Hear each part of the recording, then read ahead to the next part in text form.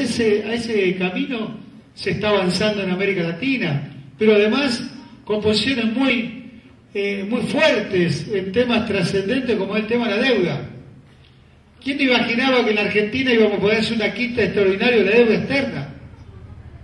¿Quién imaginaba que en Brasil, el proceso en Venezuela, cuando estaba Pérez, ¿no? Años atrás?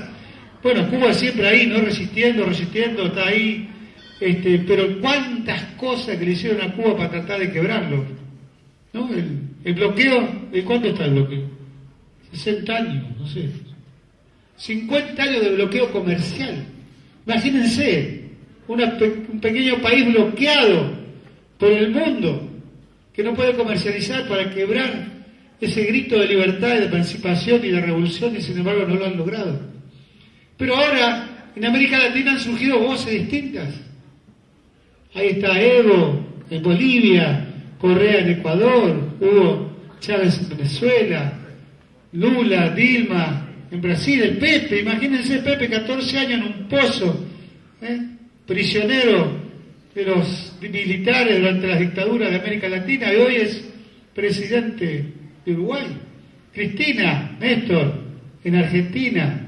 Pero son voces políticas soberanas, con programas nacionales, populares, y que hacen a la defensa de la producción local, al trabajo local, integrado, complementando, defendiendo con los países de América Latina estas economías, estas libertades, esta independencia.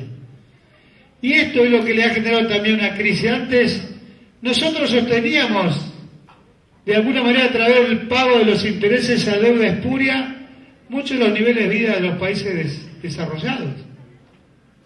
O sea, nosotros pagábamos el bienestar. Ahora, ante esta crisis que ocurre, ya no la puede sostener que venir a exigirnos el pago de la deuda. Por eso se produjo también estas situaciones en los países de África, ¿no? Violentamente. Porque esto hay que decirlo. Porque solo con una violencia, con una OTAN invadiendo militarmente a los pueblos, están queriendo utilizar los recursos naturales y sobre todo el petróleo como un arma para sostener esa crisis que ellos tienen. Pero está probado que tampoco lo van a lograr, porque aún esos pueblos que por distintas contradicciones surgen otros gobiernos, tampoco es fácil que esos gobiernos puedan entregarle el petróleo así, sin ninguna resistencia. No lo van a conseguir. Y entonces, ¿qué están aplicando? Frente a esta situación, la única receta que han tenido para resolver la crisis en Europa, hoy en Grecia, en España, en Portugal, está temblando Italia, no sé qué va a pasar en Francia dentro de poco. Y bueno, como no pueden tener más capitales del mundo para sostenerlo, dice, bueno, apliquemos la receta del ajuste. Pero los pueblos que han llegado a un determinado nivel de vida, estamos hablando de los pueblos, no tampoco es tan fácil aplicar recetas de ajuste y bajar las condiciones de vida de esos pueblos. Bajar los salarios, aumentar la jubilación, flexibilidad, abrir la economía, tirar por la borda, no. Por eso hay rebelión, por eso hay indignados, por eso están surgiendo movimientos políticos, sociales en contra de ese ajuste. Y entonces tampoco nos pueden venir a expoliar más a nosotros, porque tenemos gobiernos que están en otra sintonía, que están en otro proyecto, que están en otra, que son la voz de esto que está surgiendo en este proceso de participación popular en América Latina y en otros países del mundo. Entonces yo creo que llegó la hora de los pueblos, decía el general. Estamos en la hora de los pueblos.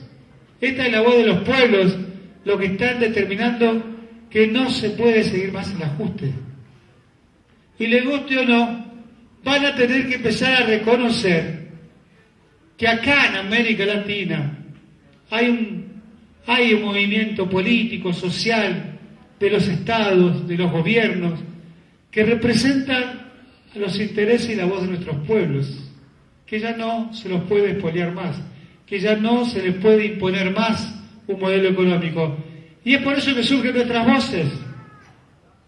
Ahí en el G20, en la Asamblea de las Naciones Unidas, en todos los lugares comienzan a ser escuchados nuestros representantes, nuestros compañeros, nuestros presidentes, porque son la voz de nuestro pueblo. Y es ahí donde yo digo que hay un punto de inflexión. El punto de inflexión es que ellos van a tener que también comenzar a tener una mirada diferente, porque no va a ser fácil aplicar el ajuste en Grecia, no va a ser fácil mañana aplicar el ajuste en España, ni va a ser fácil en Portugal.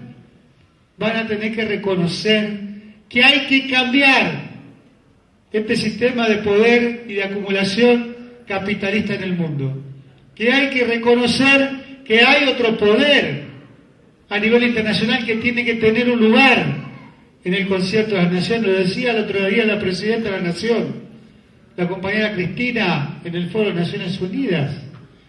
Hay que reformar las Naciones Unidas, hay que reformar el Consejo de Seguridad, porque no es posible que 5 países centrales que acuerdan sus intereses decidan si intervienen o no a una nación hermana. Eso no se puede admitir más. Y esto hay que cambiarlo, como hay que cambiar el fondo, porque el fondo no puede aplicar más por decisión también de los mismos países programas económicos en contra de los intereses del pueblo. Hay una voz muy fuerte, que es esta voz que señalaba recién aquí, ¿no? Que es la voz de la unidad y el protagonismo de los pueblos. La unidad en este caso de América Latina, del Caribe, importantísima, necesaria, para avanzar hacia otro mundo, porque otro mundo es posible. Y nosotros hemos dado batallas fundamentales en estos últimos años. Yo recuerdo que he sido partícipe de muchas reuniones internacionales, como era representante de la CGT Argentina, junto a los compañeros de Venezuela, la CTC de Cuba. Íbamos muchas veces a hablar por todos los organismos internacionales en contra de aquel famoso objetivo de los Estados Unidos que era la Asociación de Libre Comercio de América, el ALCA, como que era la panacea del mundo. ¿Y qué ocurrió? Ocurrió que aquí en Argentina, estando Néstor, con la presencia del compañero Hugo Chávez, hicimos la contra ALCA, y ese día se le dijo, el ALCA al carajo, y vamos por otra América Latina.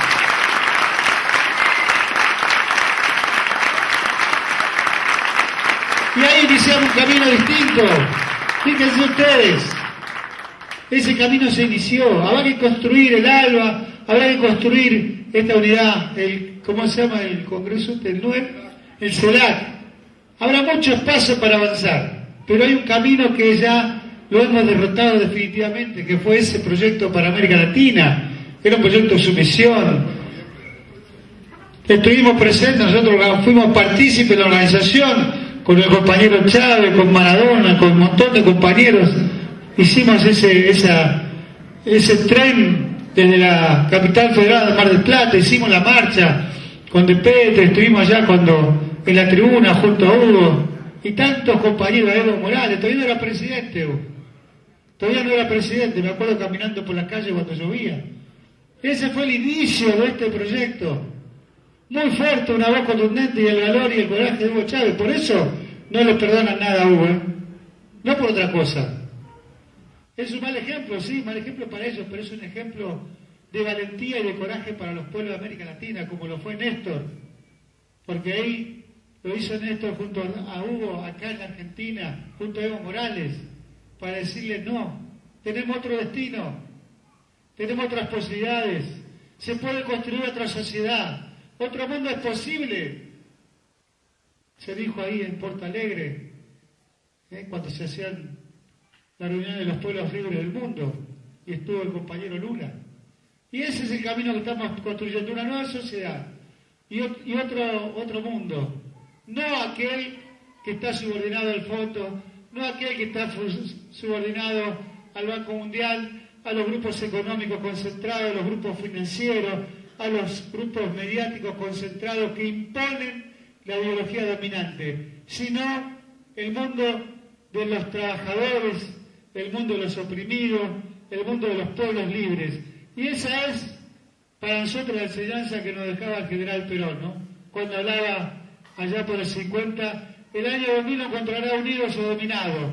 Hoy ya estamos en el 2011. Por suerte, compañeros, no estamos dominados, estamos construyendo la unidad para la liberación de América Latina. Muchas gracias. Y feliz día, compañeros. Mi nombre es Francisco Miranda y quería decirles que yo soy uno de los integrantes del Centro Cultural de los Trabajadores y ahora les voy a, cuando termine, mostrar una carpeta que hicimos y quería decirles que los objetivos que yo quería hacer en el centro eran que los chicos aprendan a leer, hacer un equipo de fútbol y que también nos podamos divertir mucho. Y el objetivo en general sería que todas las personas aprendan a tener un oficio. Eso es el objetivo. Y como segunda cosa, quería recitarle un verso de Pablo Milanés, que dice así: Bolívar lanzó una estrella que junto a Martí brilló. Fidel la dignificó para andar por estas tierras. Y después otra de Martín Fierro, el creador fue José Hernández, que dice así: los hermanos sean unidos, porque esa es la ley primera. Tengan unión verdadera en cualquier tiempo que sea, porque si entre ellos pelean, los devoran los de afuera.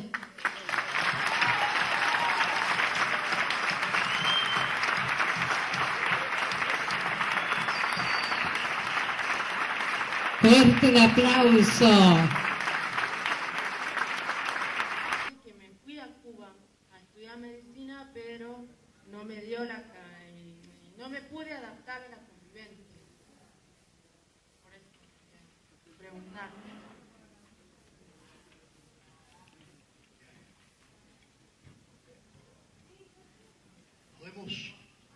Podemos responder, y si hay alguna otra pregunta, bueno. Mira, desde el mismo triunfo de la Revolución Cubana, el 1 de enero de 1959,